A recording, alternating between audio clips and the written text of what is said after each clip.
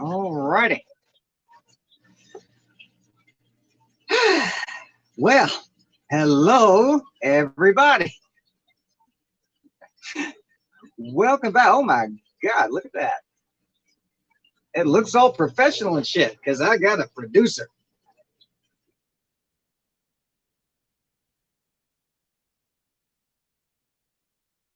Yeah, I've got that pulled up on my nicely muted laptop over here. So, fantastic. Oh, yes. All right. Here we are. Once again.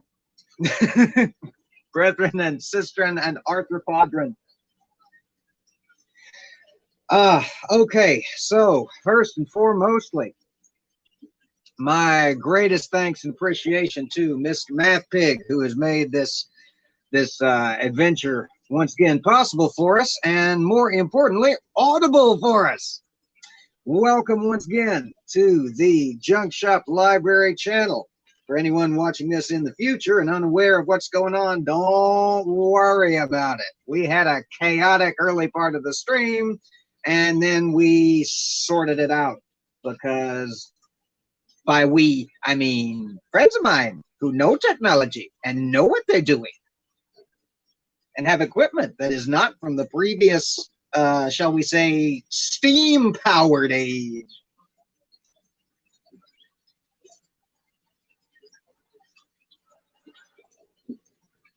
All right. Nerdy says, smite everyone. Yes, y'all have officially been dubbed the Smiters, we decided last time. All righty. Yes, I am alive. Paul found me. He was looking all over for me. I'm in top chat. I need to switch that to live chat. Not likely to make a huge difference. Oh, I was watching MathPig's show with him, He Who Shall Not Be Named, says Paul. Yes, hashtag the Smiters. Indeed, indeed, indeed. Oh, Joan, you're so kind. Thank you so much. All right, so at least we were able to finish out that chapter and get rid of King Ahaziah. Let's see who follows him. I assume they'll be equally as godly and walk in the ways of the Lord, just as has been the case with the last, oh, I don't know, dozen of the kings. Hey, Nerdy Rodent, welcome, my friend.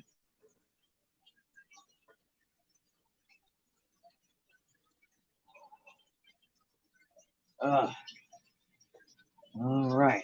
Much as the last few minutes might lead you to think otherwise, I promise to the non-existent gods that this is but coffee.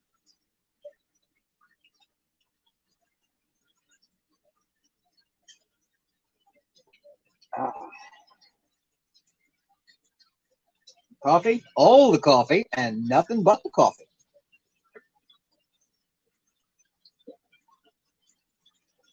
All righty. Chapter 2. Y'all didn't know y'all were getting chapter 2 out of today. I wasn't entirely convinced we was going to get chapter 1 out of today, the way things were going. My.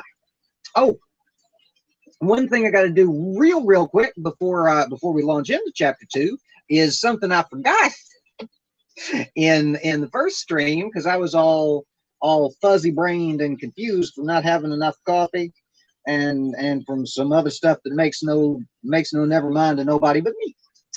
I got to thank my patrons, my wonderful patrons, Brainbug and Mr. Paul Camish, both of whom I believe are here in the chat with us. I know I saw Paul a minute ago. I think I saw Brainbug has found the new stream.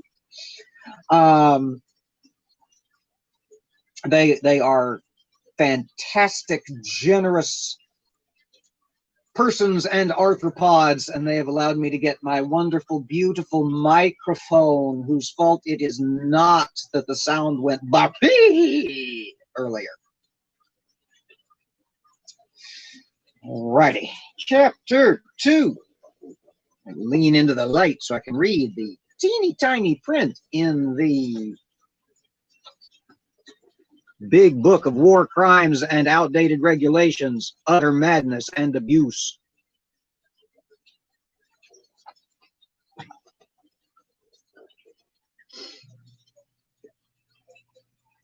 And it came to pass, when the Lord would take up Elijah into heaven by a whirlwind, that, well, that accelerated quickly, that Elijah went with Elisha from Gilgal. And Elijah said unto Elisha, Tarry here, I pray thee, for the Lord hath sent me to Bethel.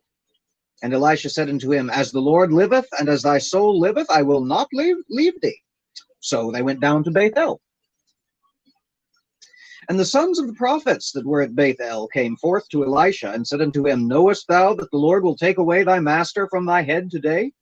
And he said, Yea, I know it. Hold ye your peace. And Elijah said unto him, Elisha, tarry here, I pray thee, for the Lord hath sent me to Jericho. And he said, As the Lord liveth, and as thy soul liveth, I will not leave thee. And so they came to Jericho. And the sons of the prophets that were at Jericho came to Elisha, and said unto him, Knowest thou that the Lord will take away thy master from thy head today? And he answered, Yea, I know it. Hold ye your peace. And Elijah said unto him, I give you a wild guess. Tarry, I pray thee, here, for the Lord hath sent me to Jordan. And he said, As the Lord liveth, and as thy soul liveth, I will not leave thee. And they two went on. And 50 men of the sons of the prophets went out, and stood to view afar off, and they too stood by Jordan. And Elijah took off his mantle, and wrapped it together, and smote the waters, and they were divided hither and thither, so that they too went over on dry ground.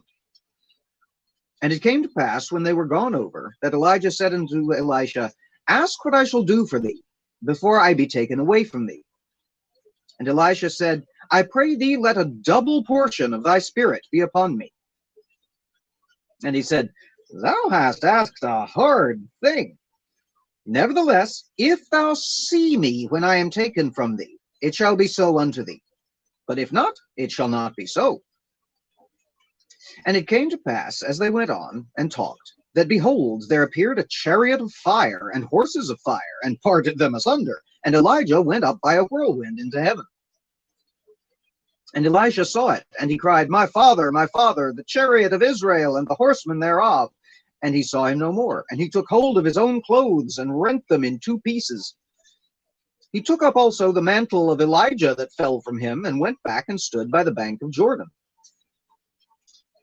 And he took the mantle of Elijah that fell from him, and smote the waters, and said, Where is the Lord God of Elijah? And when he also had smitten the waters, they parted hither and thither, and Elisha went over.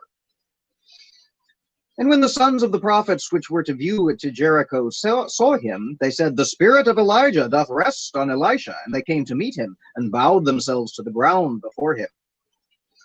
And they said unto him, Behold now, there be with thy servants 50 strong men. Let them go, we pray thee, and seek thy master, lest peradventure the Spirit of the Lord hath taken him up, and cast him upon some mountain, or into some valley. And he said, Ye shall not send. And when they urged him till he was ashamed, he said, Send. They sent therefore 50 men, and they sought 3 days, but found him not. And when they came again to him, for he tarried at Jericho, he said unto them, Did I not say unto you, Go not? And the men of the city said unto Elisha, Behold, I pray thee, the situation of this city is pleasant, as my Lord seeth, but the water is naught, and the ground barren. And he said, Bring me a new cruse, and put salt therein. And they brought it to him. And he went forth unto the spring of the waters, and cast the salt in there, and said, Thus saith the Lord, I have healed these waters. There shall not be from thence any more death or barren land. So the waters were healed unto this day, according to the saying of Elisha which he spoke. And he went up from thence unto Bethel. And as he was going up by the way, there came forth little children out of the city, and mocked him, and said unto him, Go up, thou bald head, go up, thou bald head. And he turned back and looked on them, and cursed them in the name of the Lord. And there came forth 2 shadow kitties out of the wood, and tare 42 children of them. And he went from thence to Mount Carmel, and from thence he returned to Samaria. And there we have chapter 2 of the 2nd book of the Kings.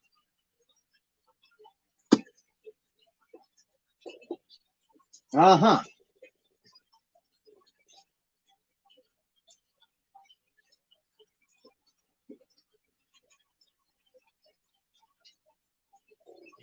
All right, let me check on the chat, see what's been going on.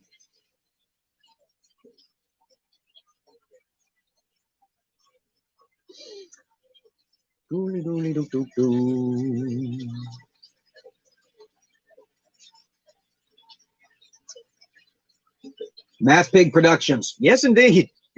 Why am I looking up here when the camera's over here? There it is.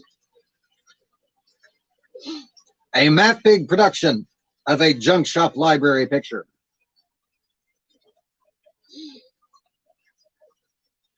Paul says, look into a laptop and give me a shout. MathPig recommends a desktop. Let's see.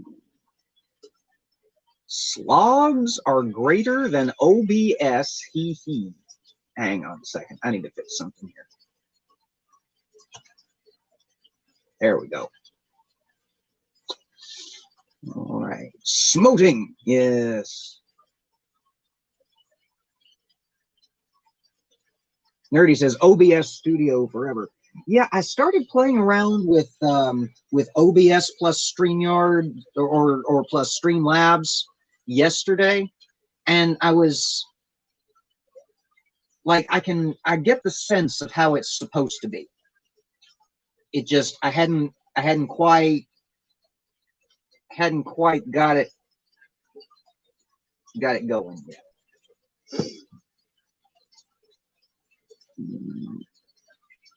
Yes, the magic mantle, points out Joan. Absolutely.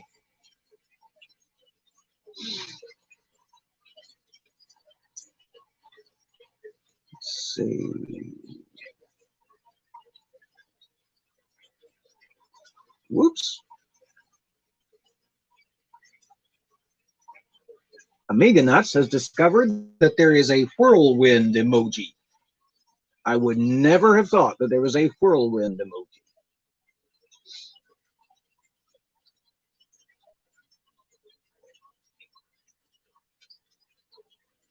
What's wrong with a bald head? Indeed. Indeed. What is wrong with a bald head? I've spent much of my life with a bald head.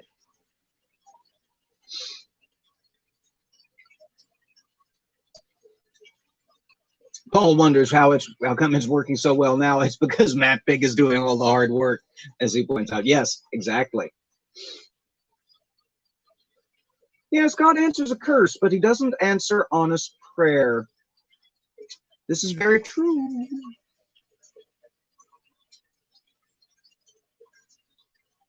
Yep, MathPig's got powered up. He's going to produce. He's going to have the dignity of the wrench as well.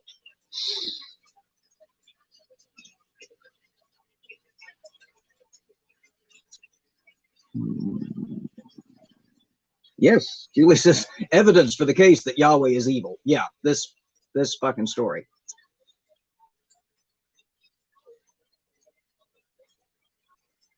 Oh, okie dokie. Linda is talking gibberish.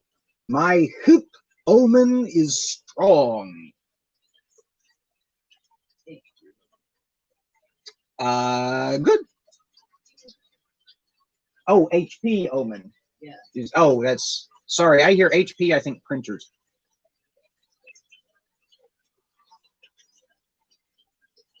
Hey, brain bug. Sorry, I'm a little scattered, y'all. It's been well, y'all were here for it. Y'all saw it. What a brain frazzling early afternoon I had so far. Okay, so after Elijah goes on his fire rampage in chapter 1, he gets the sense that it's about time for him to depart this mortal coil. And so he goes on a pilgrimage, goes to the greatest hits. He goes on a sightseeing tour of the land of Israel. He goes to Beth El, the house of God, where Jacob set up the pillar of stone after he got punched in the nuts by God in the middle of the night because God cheats at wrestling. And he says, why don't you stay here? I'm gonna keep on going. I'm going to Jericho. And Elijah says, nah, I think I'll stick with you for a while. Elijah says, okay. And they come to Jericho, the place of the first mass genocide of the chosen people when they came crashing into Israel like a veritable wave of death, except for the whore that they spared alive because she helped by betraying her town.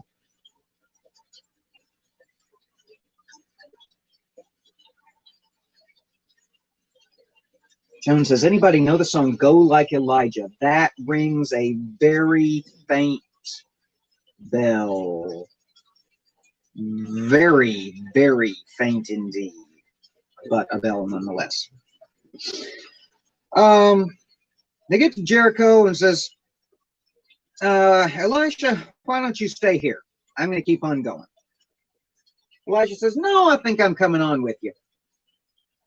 So they get down to the Jordan River, the place where it all began, the murder pilgrimage of the children of Israel, when they first began their incursion into their promised land.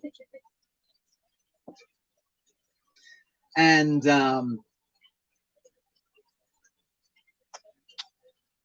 Elijah says, why don't you stay here? And Elisha says, you ain't getting it, is you? I'm coming with you. And Elijah says, okay. And he strips. And he rolls up his clothes into a bundle. And he brandishes his bundled clothes. And he slaps the river with it. Like you do. And the water parts. And they go on through. I skipped the whole buckets of prophets thing, didn't I? Well, buckets of prophets along the way have been telling Elisha that Elijah's going to dump him. And Elisha says, yeah, I know. Keep your bad news to yourself. And this happens like 4 times. Then a handful of them traipse on after to see what happens when they get to Jordan.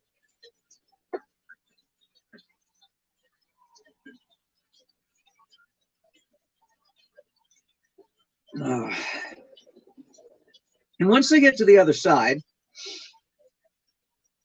it doesn't say whether Elijah gets dressed again or not. But he turns to Elisha and says, what do you want as a parting gift?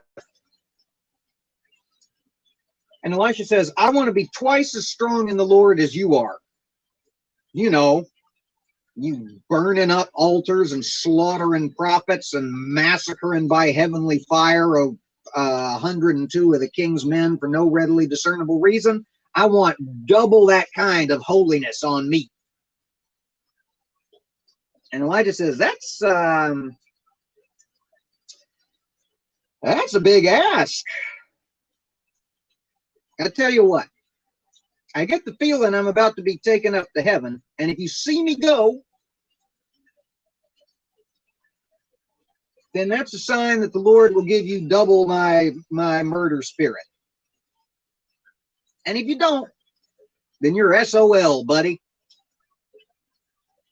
And all of a sudden, a horse and buggy made out of fire comes down and gets in between them.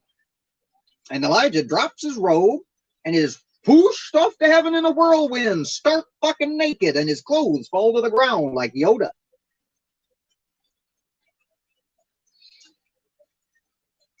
And Elisha immediately says, it's the incarnation of the spirit of my people, this flaming horse and chariot. Because of course, what else would it be? And he picks up his master's discarded clothes and puts them on. They're too big for him, though, because by the time he gets back to Jordan, it's fallen off again. So he does what he saw Elijah do. He picks it up, he rolls it into a bundle, he slaps the river like you do.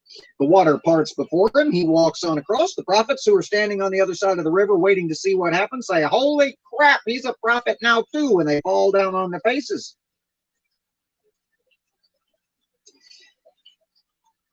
And then they turn to him and they say, hey, so what happened to Elijah? He says, whirlwind took up to heaven.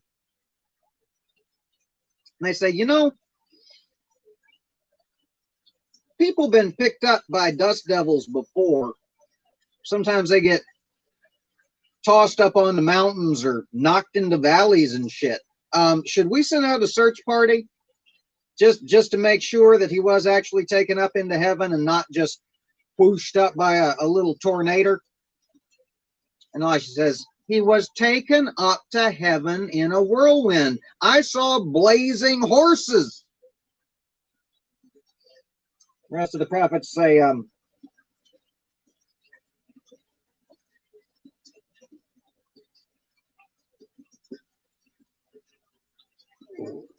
you saw blazing horses? He says, yep, saw blazing horses. They say, okay, I'm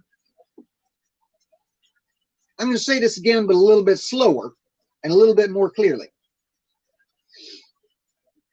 We know that tornadoes exist. No one has ever seen anyone taken up to heaven by a tornado, but we know that tornadoes exist, and sometimes they pick shit up and put it down weird places it ain't supposed to be. So here's my thought. I think that we should send people to look in the desert and see if Elijah got knocked over by a tornado. And Elisha says, nope, not the case. I saw a chariot made out of fire, and he was taken up to heaven by a whirlwind.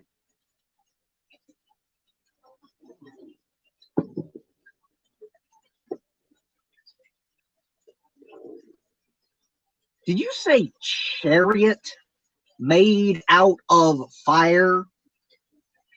Yep, I saw a chariot made out of fire and horses made out of fire, and I believe them to be the existential, the archetypal, the very ness of our chosen people, Israel.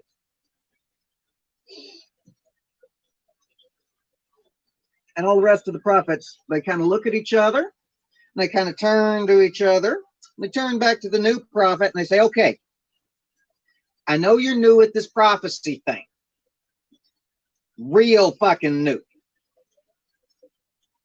We also can't help but notice that it was, burn people up with fire from God, Elijah's coat that you used to cross the river by doing your magic flippity-splippity thing. So we're not real convinced that you have been given the power of God. You may just have been given a magical artifact and also a little bit of a head injury. So let's go over this again. We know that tornado, this goes on for some time. This goes on for long enough that Elisha gets tired of it and says, fine, go look for him. And they go look for him. And they search all over the desert for 3 fucking days. And they ain't find shit. Not hide nor hair of Elijah. Not hide nor hair of burning horse. No scorch marks, no nothing.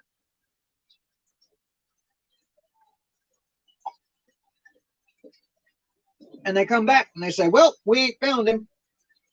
And he says, I told you not to waste your time. And off he goes back to Jericho. And as he's on his way, anybody know if Mr. Shadow Kitty's in here? Because he's been absolutely salivating to have this story since we got out of the Pentateuch.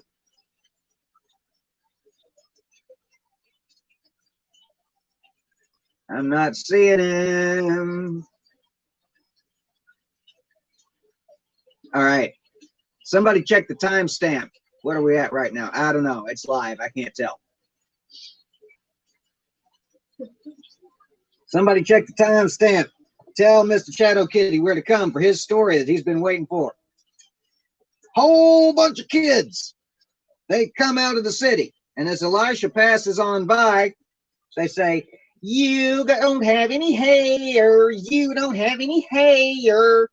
And he turns and says, curse you in the name of Yahweh, God of Israel. And two bears come out of the woods, she bears. It says specifically. How do we know that? How do we know specifically she bears? Did Elisha take a real close look and make sure? Two she bears come out of the woods and maul to death 42 of the teasing children.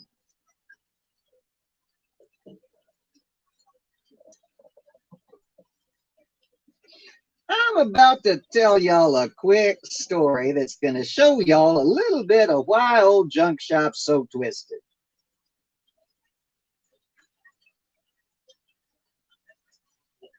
Y'all probably see this coming, those of you who've been with me a while. It's a short story. And not like the short story from Mr. Lovecraft that I read y'all back during the Angie Lost Her House stream that ended up taking like 40 fucking minutes.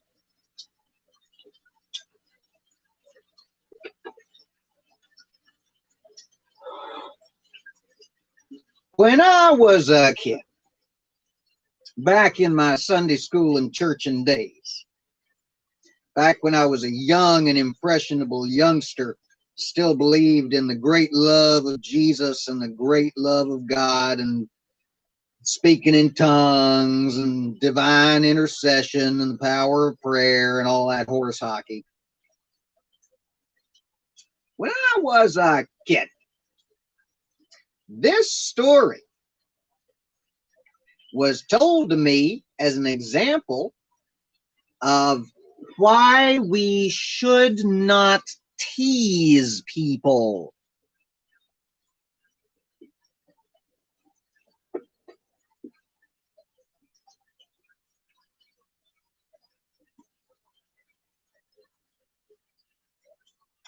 You heard me.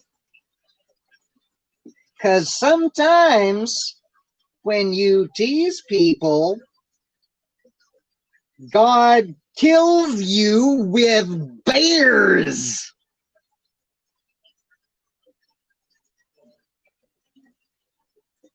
You cannot make this shit up.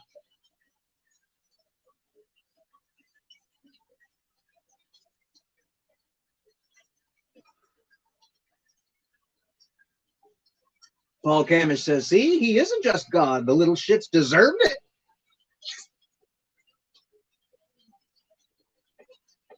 Go up, thou bald head. Go up, thou bald head. I've absolutely no idea what go up as an imperative means in ancient Hebrew. It could mean anything, or it could be badly translated. For the sake of example,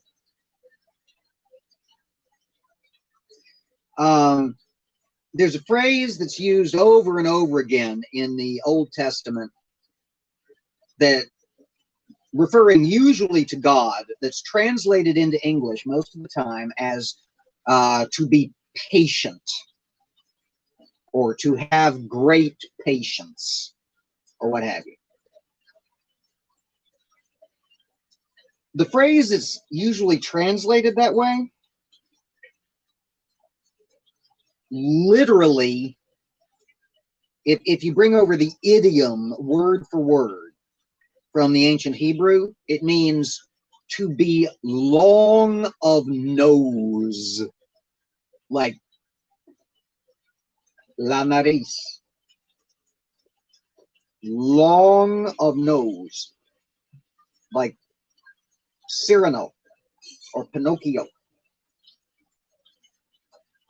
So who knows what kind of weird insult go up as an imperative. Wow, my hand looks big and distorted from that angle. That's weird. You watch. YouTube's going to pick this as the automatic screenshot.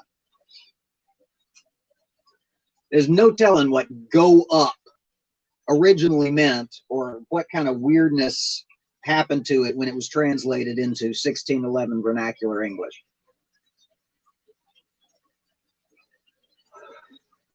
Rainbug says, Elisha and the attack bears. Yep. All right.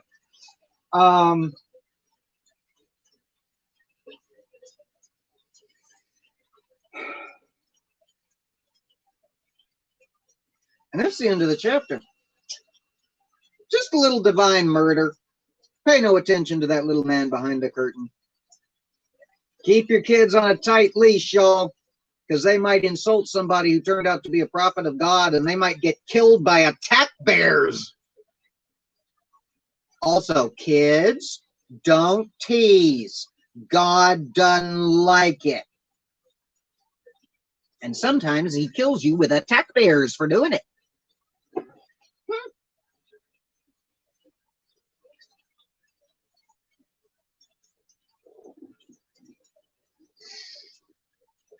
Julie says, my guess is go up means something like fuck off. Yeah. The Dutch, Joan says the Dutch translation is a tiny bit different. Can you give us a literal? Joan, what is it if you translate it? I mean, I understand you're dealing with Aramaic into Dutch and then improvised translation of Dutch into English. What do you got in Dutch?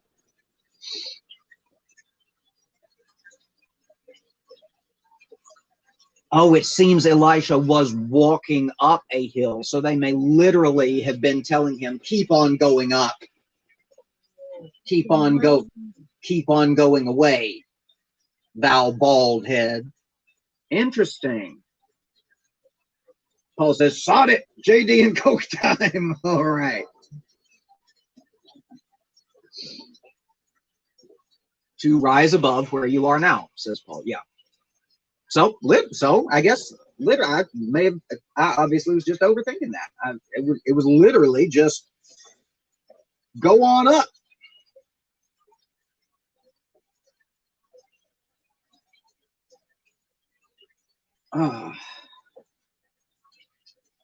Oh, hey, Faye. I didn't see you come in. Welcome, Wonder Lady. Like the sweater. Thank you so much. Plato's Closet.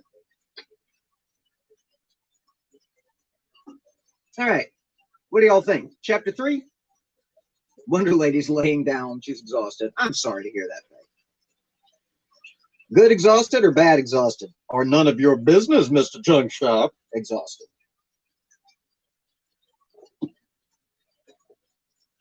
I'm thinking chapter 3, assuming it's not too long.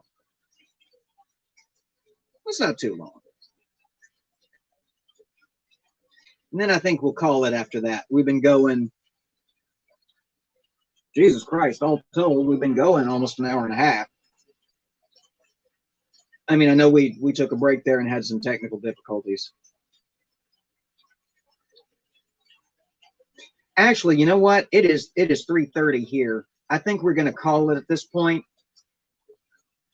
I didn't realize we've been going an hour and a half, technical stuff included. So,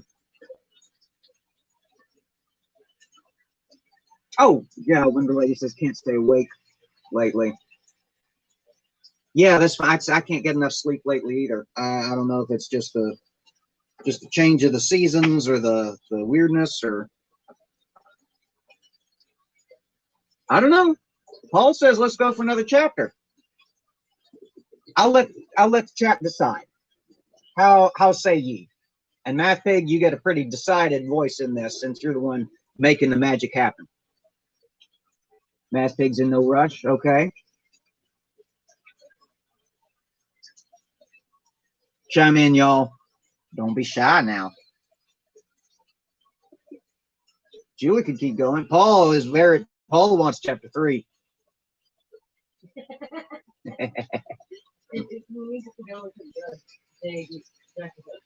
Megan says go. Linda says go, go, go. Joan says give me some more. All right, the consensus is we're going to go for chapter 3.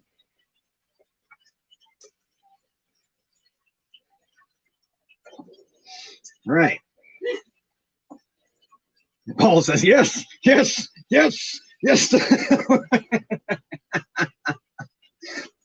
Paul, you're a trip. I like you. Pardon me. Cover your cough, y'all. Remember, even though all our idiot governors are opening back up, it's still Rona season. Cover your cough. Wash your hands. Stay inside.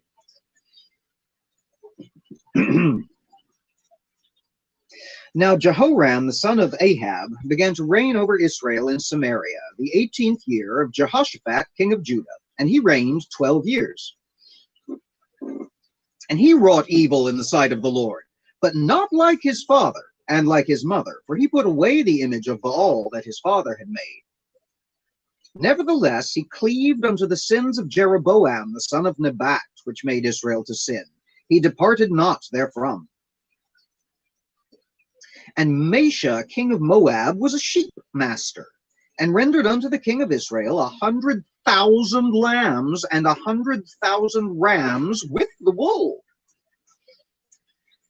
But it came to pass, when Ahab was dead, that the king of Moab rebelled against the king of Israel.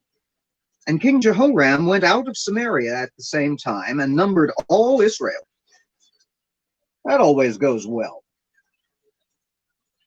And he went and sent to Jehoshaphat, the king of Judah, saying, the king of Moab hath rebelled against me. Wilt thou go with me against Moab to battle? And he said, I will go up. I am as thou art, my people as thy people, and my horses as thy horses. And he said, which way shall we go up? And he answered, the way through the wilderness of Edom. So the king of Israel went, and the king of Judah, and the king of Edom, and they fetched a compass of 7 days' journey, and there was no water for the host, and for the cattle that followed them. And the king of Israel said, alas, that the Lord hath called these 3 kings together to deliver them into the hand of Moab. But Jehoshaphat said, is there not here a prophet of the Lord, that we may inquire of the Lord by him? And one of the king's servants, the king of Israel's servants, answered and said, here is Elisha, the son of Shaphat, which poured water on the hands of Elijah. And Jehoshaphat said, the word of the Lord is with him. So the king of Israel and Jehoshaphat and the king of Edom went down to him. And Elisha said unto the king of Israel, what have I to do with thee? Get thee to the prophets of thy father and to the prophets of thy mother. And the king of Israel said unto him, nay, for the Lord hath called these 3 kings together to deliver them into the hand of Moab. And Elisha said, as the Lord of hosts liveth, before whom I stand, surely, were it not that I regard the presence of Jehoshaphat, the king of Judah, I would look not toward thee, nor see thee. But bring me now a minstrel. And it came to pass, when the minstrel played, that the hand of the Lord came upon him. And he said, thus saith the Lord, make this valley full of ditches. For thus saith the Lord, ye shall not see wind, neither shall ye see rain, yet that valley shall be filled with water, that ye may drink, both ye and your cattle and your beasts. And this is but a light thing in the sight of the Lord. He will deliver the Moabites also into your hand. And ye shall smite every fenced city and every choice city, and shall fell every good tree, and stop all wells of water, and mar every good piece of land with stones. And it came to pass in the morning, when the meat offering was offered, that behold, there came water by the way of Edom, and the country was filled with water. And when all the Moabites heard that the kings were come up to fight against them, they gathered all that were able to put on armor, and upward and stood at the border. And they arose early in the morning, and the sun shone upon the water. And the Moabites saw the water on the other side as red as blood. And they said, "This is blood. The kings are surely slain. They have smitten one another. Now, therefore, Moab, to the spoil." And when they came to the camp of Israel, the Israelites rose up and smote the Moabites, so that they fled before them. But they went forward, smiting the Moabites, even in their country.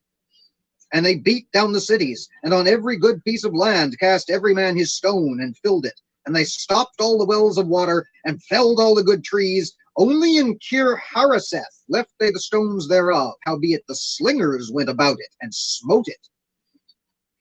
And when the king of Moab saw that the battle was too sore for him, he took with him 700 men that drew swords, to break through even unto the king of Edom, but they could not.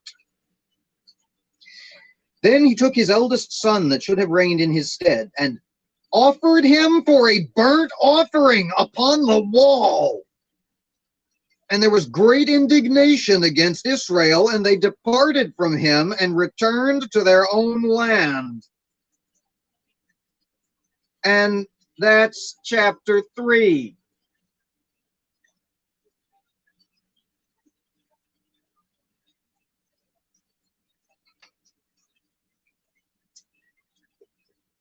All right, smiters.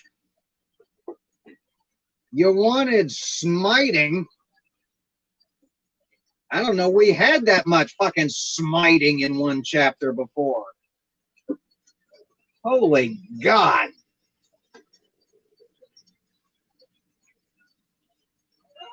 All right, let's see what's been going on in the chat.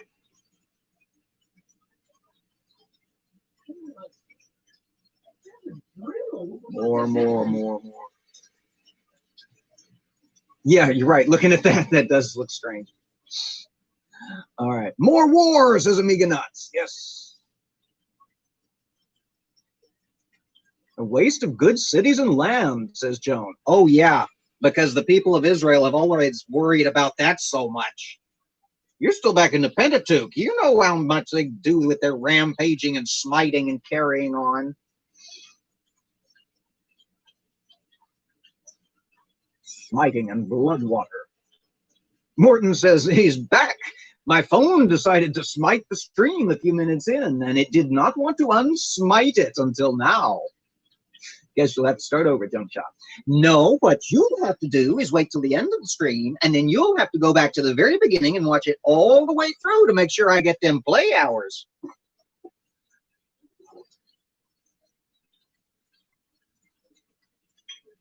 Yes, burnt offerings. Nice. Amiganet says he really doesn't think this book is kid-friendly. No, no, it is not.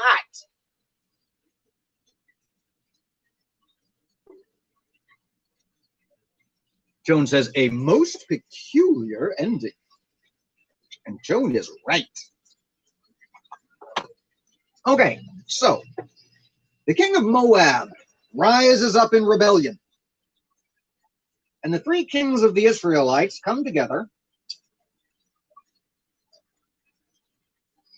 to go stamp out Moab, because the kings of Israel don't like it when you rebel.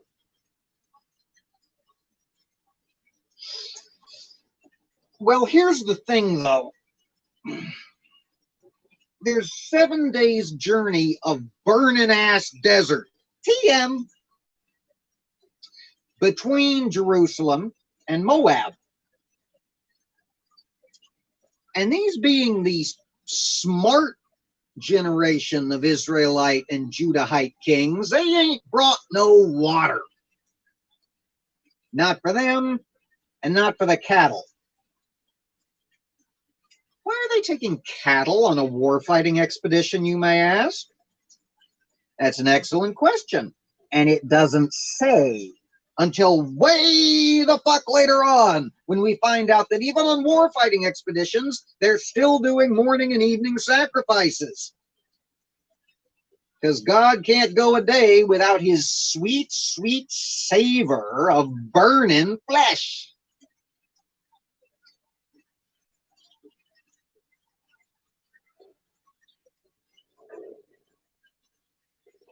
Morton says, kids love the smiting. Morton's not wrong. All right, so they get 7 days journey into the burning ass desert, TM. And I swear to God, I'm going to do merch one of these days. When I'm at a place where I can make merch, I'm going to have a t-shirt that just says burning ass desert, TM. The most niche market t-shirt in the world. Nobody on the fucking planet's going to know what you're talking about unless we all go to Faithless Forum some year.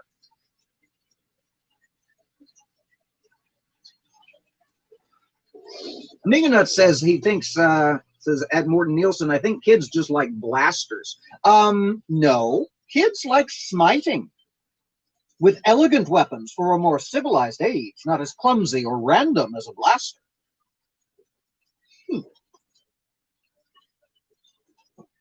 Don't you bring coals to this Newcastle.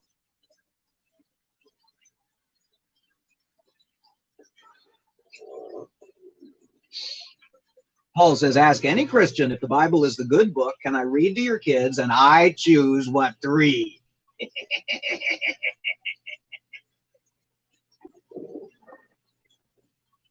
Yeah. Tell you what, you want your kids to learn the Bible real well? Just have them watch the first half of every episode of Improv Bible Study. You can leave out the end part with all the fucks and the shits and the goddamn nations. Just some wacko in a spinny chair reading the Bible. Every last word of it.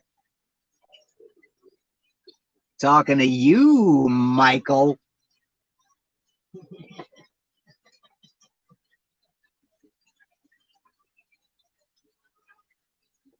All right. So they get 7 days into the burning ass desert, TM, and there's still no water. And they turn to each other and say, we forgot to bring water. We gonna die. And Jehoshaphat says, surely somewhere among all these fucking Israelites, there's somebody who speaks with the Lord. And somebody pipes up and says, Elisha's around here somewhere. You know, that kid who used to tag along after burning people up alive, Elijah. Jehoshaphat says, well, hey, that's as good as we're going to get. Seeing as Elijah done fucked off to nowhere without so much as a word of warning and leaving some lame-ass story about being carried up to heaven by fiery horses and a big-ass tornado. So they go to Elisha. And Elisha says, what the fuck are you doing here? Leave me alone. You're an idolater. Leave me out of this. And the three kings say, well, here's the thing. We just want to know why God has abandoned us here in this waterless, burning-ass desert, TM. Because we're all going to die at the sinful hands of the sinful Moabites, and we'd like an explanation before.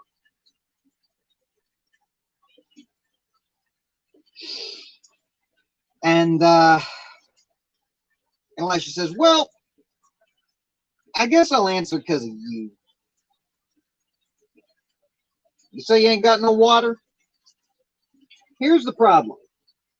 I can only prophesy when I'm rocking out. So get me somebody who knows music. They say, okay, that is by far not the strangest request we have had from a prophet of the Lord. So they rustle up somebody who knows music, and he starts a jamming.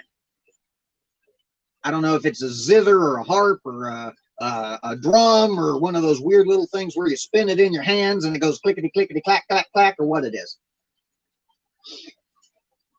But he starts playing, and Elisha starts rocking out. And while Elisha's rocking out, he hears the word of the Lord. He says, I know what you need to do. You need to dig a whole bunch of ditches. Dig a whole bunch of ditches. And you ain't going to see no rain. And you ain't going to see no river. But you're going to see some water at the bottom of a whole bunch of ditches. Thus saith the Lord, who hates the witches. Dig me a whole bunch of ditches. And the king say, okay, that sounds perfectly reasonable. This is exactly what I was expecting. And they dig ditches everywhere, and they go to sleep. Well, the next morning, the Moabites get up bright and early, and they say, I'm sure the Israelites are tired from wandering in the burning-ass wilderness full of no water whatsoever. So let's go down and we'll smite them now that there's 7 days worth of starving and thirsting.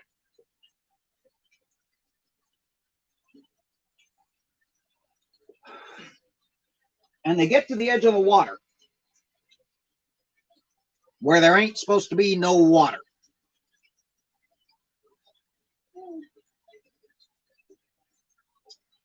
And the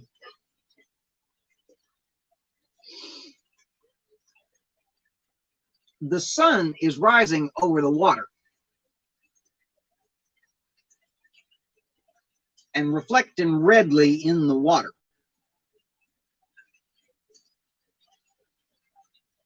And apparently, despite living near a river, the Moabites ain't never seen rising sun reflecting red in the water before. And they've all got head colds. Because trust me, if there was enough blood in one place for it to be the blood bleeding out of 3 fucking armies, you'd be able to smell that shit.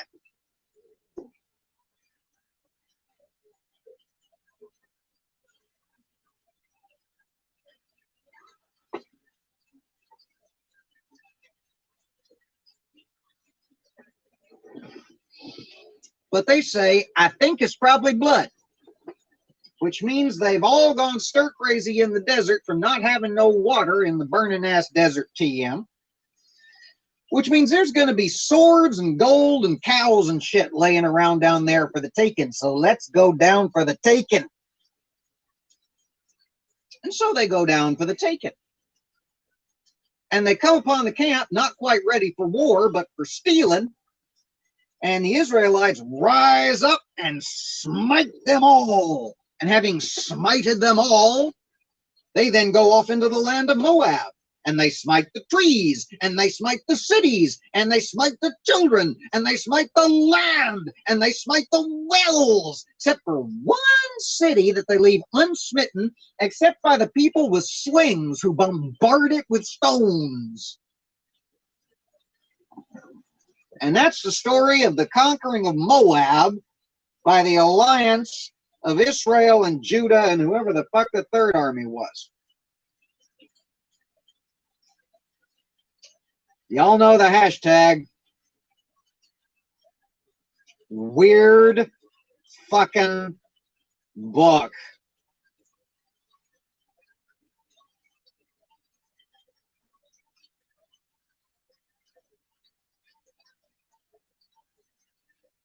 What the fuck did I just read?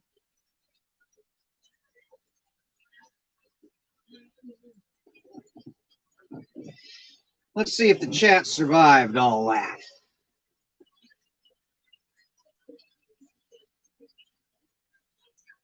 Zoom, zoom. All right, there we go. See Morton talking about his phone smiting the screen. Let's see. Oh yeah, and lest we forget, sorry, one little addendum. The king of the Moabites decides in a last-ditch effort to get the gods on his side that what the best thing to do is to take his oldest son and kill him and set him on fire on top of the wall of his city and then run away. Yep. That was the thing that happened in this book.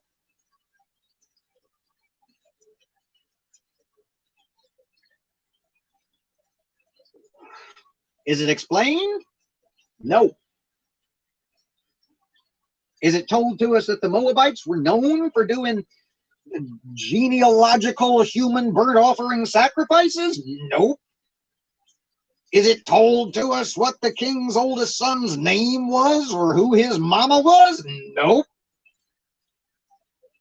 Just that the king of the Moabites, for no readily discernible reason, just decided to chop up little Johnny and set his dead ass on fire.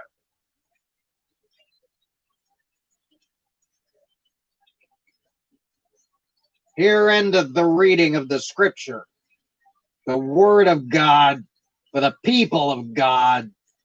Thanks be to God.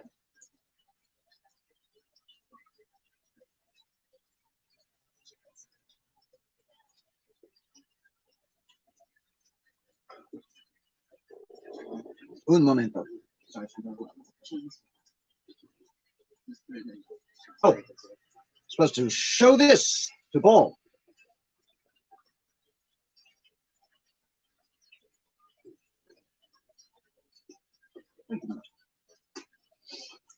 All right, let's see what happened up here. Yes, it is tiny. It's tiny, but it's yummy. It's not always the size that counts.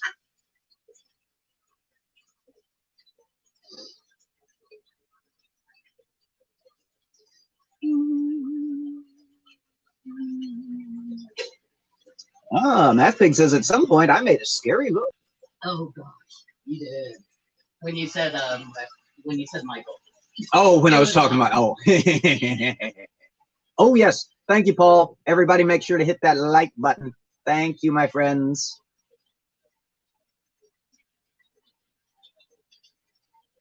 Michael's my dear brother-in-law. He's sucking pretty hard on that Jesus dick. Oh, so hard.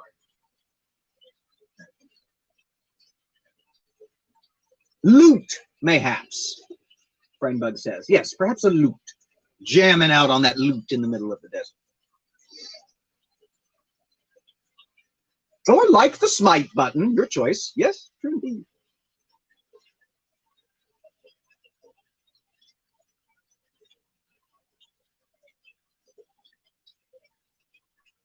I'm seeing lots of laughing faces in the chat, and I have a sneaking suspicion what part that refers to. Yes, you have all seen now what it looks like when Junkshop prophesizes.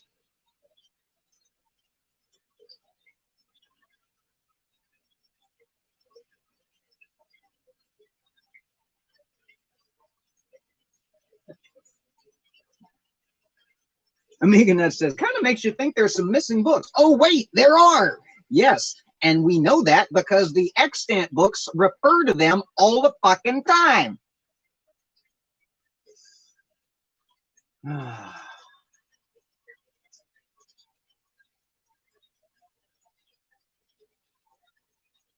Oh, dear. Jones' son changed the keyboard so that they'd work better for the games. Oh, dear. All right, well, that was a strange experience.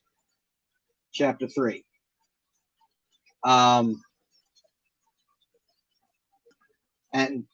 not just because old Junkshop decided it would be a good idea to headbang and freestyle at the same time. That was a weird story in a weird book.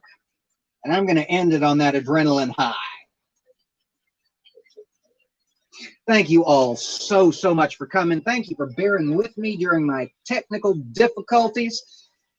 Thank you to Mr. MathPig for being an amazing producer and for bailing me out of my little technological hellhole in which I was lost.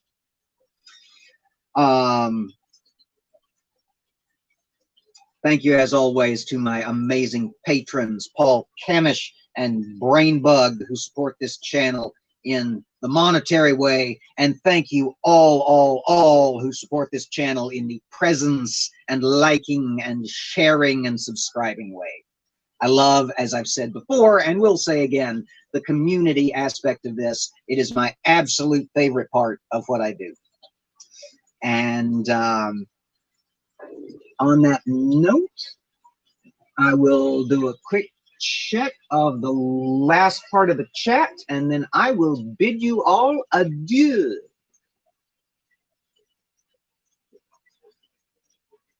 Yes, like a good scotch, indeed. Standing ovation for me. Thank you, Omega Nuts. You're awesome too.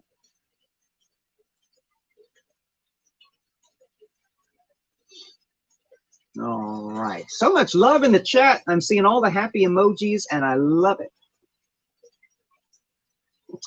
Yes. Thank you, Joan. It was great. I hope to see all of you again. I hope to see all of you again soon. We're going to try to do this again on Friday, the same time, 2 o'clock Central Time. That's 3 Eastern. That's, I think, 6 in the UK and 8 in Denmark. I think, I don't have any fucking clue what time it is in Australia, but I don't think we've got any Aussie regulars. And yes, Linda, we will see you tomorrow, the gods of technology willing. All right. Well, as we always say, take care. Everybody be safe. Fight against hate. Oh, and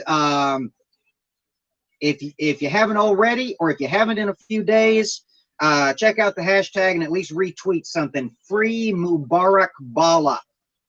He's still incommunicado, still in Nigeria, still no fucking word. We'll see y'all around, smiters.